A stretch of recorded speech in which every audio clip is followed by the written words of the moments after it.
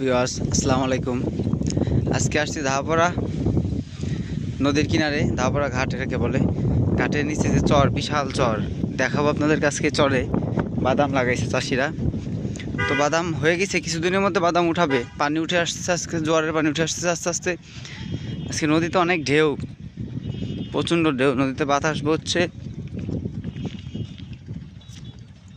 নদীতে অনেক ঢেউ। এই যে বাদাম লাগাইছি, বাদাম আপনাদের দেখাবো আজকে আমি, যে বাদামগুলো মোটামুটি কেমন হয়েছে।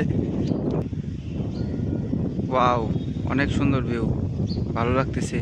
চর বিশাল চর, চরের শেষই দেখা যাচ্ছে না, এত বড় চর। চলো এখানে যে আমাদের বন্ধুরা দাঁড়ায় রয়েছে, আমরা যাচ্ছি, বাদাম দেখাবো আপনাদেরকে। বাদাম এই যে এখান দিয়ে বাদাম লাগাইছে, বাদাম গাছ। আমার বন্ধু আসছে, আমার বন্ধু বাদাম উঠাবে এখন, ঠিক আছে? বাদাম দেখবো আমরা। এই যে বাদাম,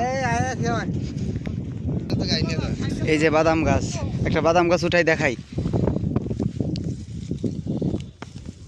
এই যে বাদাম হয়েছে, এটাতে বেশি হয় নাই যদিও, আবার গাইডে থুই।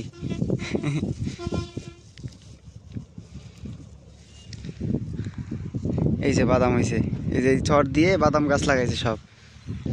যে ভিউ আছে, এদিক দিয়ে বাদামের গাছ আর বড় হয়েছে। তো এখান দিয়ে এই যে বাদাম গাছ, এগুলো উঠাইলে পরে অনেক বাদাম হবে। তো উঠাইলে অযথা নষ্ট করে লাভ কি?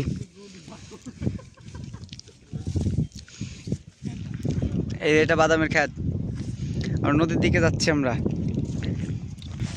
চরের এই পাশে ধান লাগাইছে অনেক। বন্ধু গোসল করবো, গামছা গামছা নিয়ে আইছি একবার। ওই যে পদ্মা নদী, পদ্মা নদীতে আজকে প্রচুর ঢেউ।